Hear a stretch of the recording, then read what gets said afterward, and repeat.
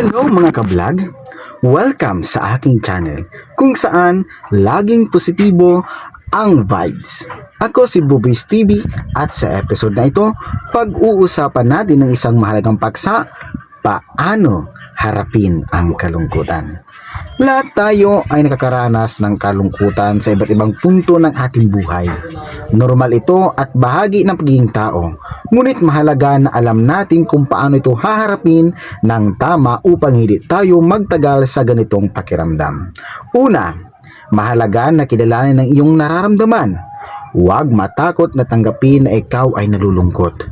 Ang pag-amin at pagtanggap sa iyong emosyon ay unang hakbang sa paghilom.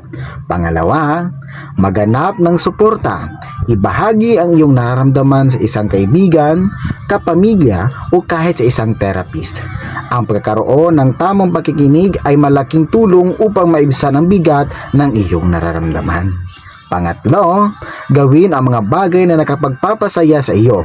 Maaring simpleng paglakad sa park, panonood ng paborito mong pelikula o kahit pagbabasa ng libro.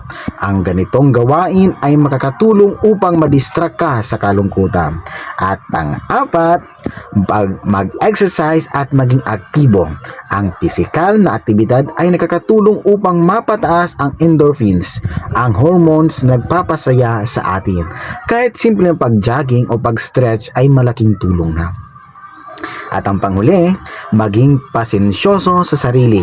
Huwag mong pilitin na maging okay agad. Bigyan mo ng oras ang iyong sarili na maghilom at tanggapin na ang proseso ng paghilom ay iba-iba para sa bawat tao.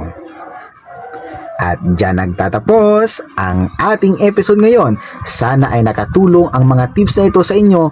Tandaan, normal lang ang makaramdam ng kalungkutan, pero mahalaga na alam natin kung paano ito harapin. Kung nagustuhan mo ang video na ito, huwag kalimutang mag-like, mag-subscribe at i-share ito sa inyong mga kaibigan. Salamat sa panonood. Kita-kits ulit sa susunod na episode. Stay strong and positive. Thank you!